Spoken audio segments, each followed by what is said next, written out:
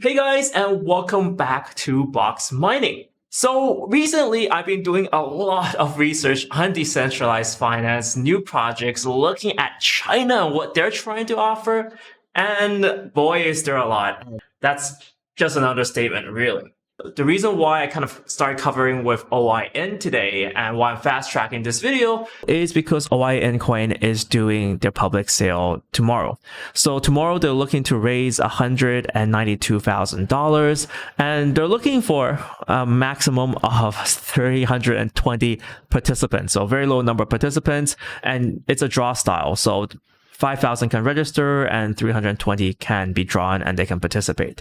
Very key to note is that they haven't posted the link for this yet, so do not follow any fake links, and they're restricting this so people or residents of China, USA, Canada, and any country sanctioned by the UN cannot participate. And with full disclaimer going forward, any of these public sales are extremely high risk. I'm not your financial advisor. I do not offer financial advice. This video is for people who are interested in the project and what it's about. In a nutshell, what is this project? Why am I looking at it? And why was it quite requested over the weekend? And that's because it's decentralized finance on Ontology. Interesting.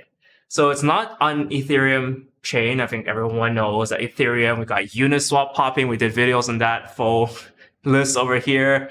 We got Compound doing lending. We're talking about Cream and doing all this yield farming stuff. Everything's happening on Ethereum.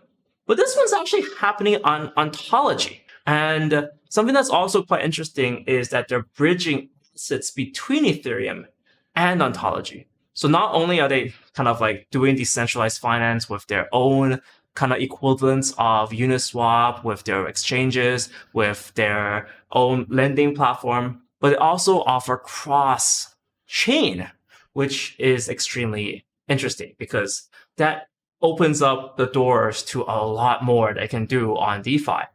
After all, if it's just limited to one platform, you can only do so little with that community. But if you start bridging, that's much bigger. So anyways, this video will cover a little bit about what they're planning to do in length, what their partnerships are, and then at the end, just kind of discuss what I think about them in general.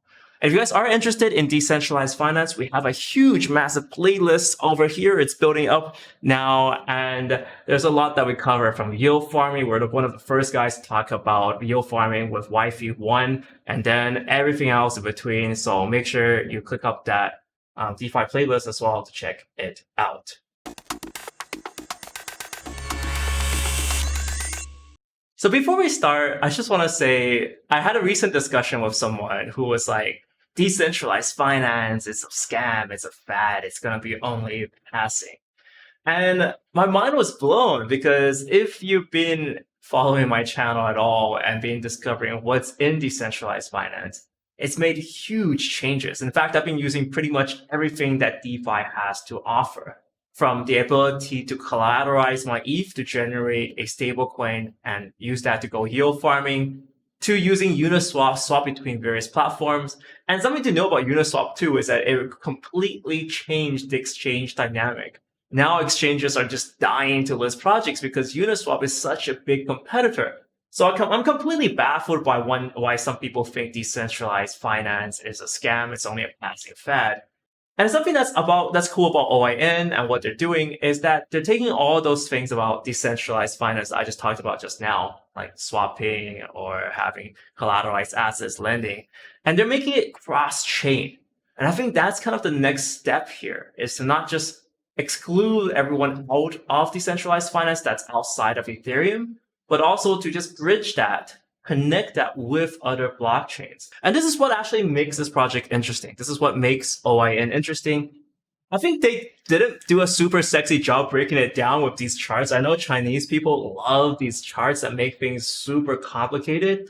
But at the end of the day, what OIN Lend does is it forms a bridge. Essentially, it's the bridge that can bring together Ethereum assets, create OENT, which is Ontology version of Ethereum, bring that onto the Ontology chain. And conversely, you can bring EONT, so Ethereum-based Ontology, from Ontology onto Ethereum. This gives people a lot of power because this gives a lot more accessibility to these various coins. You see, the biggest issue right now is that you actually have to, if you ever wanted to trade ontology or whatnot, you got to be on a centralized exchange because it's not an Ethereum. It's not an ERC20 token. It's not so easy to swap on all these wonderful, I say wonderful in a very funny way, but on these Uniswap, Balancer, or whatnot decentralized exchanges. Now, this means that by having this bridge, you can bridge these assets over and start trading. Now, that means Ethereum users have access to ontology, great. But there's also something that could be also very interesting. By being able to bridge other assets from Ethereum onto ontology, you can now use ontology as a way to allow for exchange of assets. Now, we've been always complaining that Uniswap is super slow. In fact, Ethereum gas fees is what's leading to Uniswap being super slow. So this is where it can get interesting. Now we can start bridging assets from Ethereum onto ontology chain. And this can mean that eventually transactions can just be done ontology, and it could be faster and can bridge things back again to get the actual assets. The other thing they're trying to do is they're trying to collateralize ontology and make it into a USD, so an ontology-backed version of a stablecoin USD. Now, we've seen that on Ethereum. It's working extremely successfully now, especially with the creation of the DAI. All of a sudden, people are realizing the power of cryptocurrency-backed stablecoins. So this is pretty much doing the exact same thing. Yet again, the Chinese have a chart doing it. It looks really complicated, but yet again, it's pretty simple. So if you hold ontology, if you're an ontology holder and you want to somehow create some liquidity out of it, you can now collateralize your ontology and then create that stable coin and now use that as a liquid asset. So you still have the exposure to ontology, but you have some new liquid assets on the side to play with. OIN is also building a swap pool on ontology. So I guess yet again, this closest analogy would be with Uniswap is trying to build swaps on the ontology chain. And it's going to do it in two phases too. So with version 1 being ontology assets, and then with version 2 having this cross-chain technology to support ERC20 assets and the ontology ecosystem. So yet again, bridging out. And this idea of a Uniswap kind of equivalent on another blockchain. We've seen this quite a bit because, Tron, they just launched JustSwap. I saw Fusion, they were launching AnySwap. But I think what's kind of interesting here is with this ontology version is that they want to bridge that Ethereum. And I feel like this is where the future forward looking comes in because you definitely need to have cross-chain interoperability. You just can't have a swap that's on a single platform. That doesn't make much sense, right? If you're locking that swap to a particular ecosystem, that's not really what decentralization is about. So being able to be cross-chaining, be able to switch ERC20 assets with another ontology asset, this is very interesting. So that sounds really great on the white paper, obviously, but what about deliverables and the roadmap? So right now they started in Q1 of this year. They're building out the first OIN swap. And then they're going to start off and launch their own main chain, which is kind of the glue between ontology and Ethereum. And they're adding the swap version 2 for that. Then they'll start building phase 3 and 4, which is when they start deploying kind of full on-chain DeFi Dapps. And also the beta chain launch. So it's looking for next year, Q2 of next year for the beta chain launch of OIN. So one of the reasons why OIN had a lot of attention and drew a lot of attention, especially in Asia, is because of the team's less greed, I would say. So they had a very small round in the private round of only $500,000. They were oversubscribed, of course, but they just chose to have a smaller raise. And couple that with their private sale, which they're trying to bring that to public. So that's the one that's happening tomorrow. Now, the thing to know about this sale is that there is an extremely small number of people who can actually get the token. So they have a maximum number of 5,000 registrants, of which only 320 will be able to participate. And lastly, in terms of partnerships, they're partnering with Elrond. So what they're going to do is they're going to allow Elrond assets to also bridge over to become and participate in the lending swapping of OIN finance. So this is kind of gives you an idea of what they're trying to do. They're trying to bridge as many coins as possible so you can allow essentially the Elrond ego to move over to the OIN protocol and for it to participate in the swaps. Yet again, I think this diagram is excessively complicated for what they're trying to do, but essentially it's about moving assets between chains, and I think that's pretty core and pretty easy for everyone to understand. But the moment, of course, when you say cross-chain interoperability, people get confused and be like, oh, what? But it's super easy, just bring assets across different chains.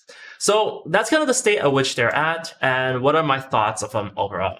Obviously, I'm pretty excited for it. I think I've been completely converted to this whole decentralized finance side, and talking to the team, I think it was very, very energetic and everything went well. They actually asked me, because recently I've been involved in a lot of yield farming. What do I think about adding yield farming? And I was like a definite yes. So hopefully to add some yield farming assets so more people can participate and also be kind of rewarded for being part of their ecosystem as well. So that's my kind of take on it.